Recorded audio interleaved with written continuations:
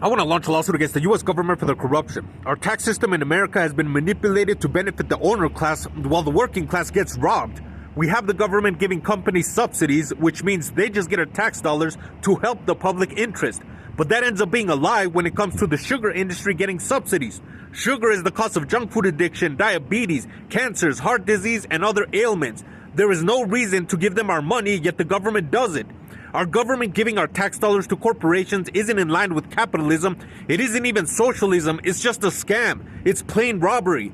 And I know what people will say. Giving companies incentives creates jobs.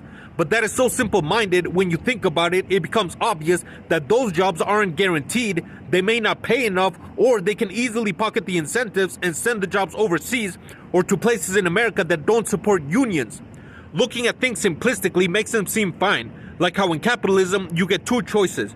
You're either a capitalist or a worker. On its own, this sounds fine. But adding context based on reality shows capitalists exploit workers and brainwash people to defend them by giving them token gestures, lip service, or a choice between the lesser of two evils by suggesting capitalism is the best we can do and anything else will be worse.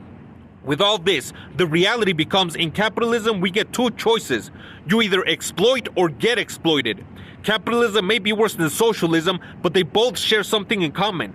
Both are incomplete systems, and the only way to rise above the problems they create is by adapting. In other words, using our brains to think about solutions instead of blindly following either system.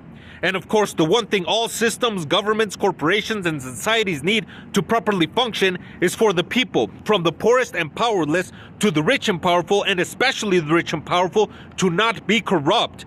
Please subscribe to the channel to support this organization so we can sue the U.S. government and truly have a fair, just, and mindful society.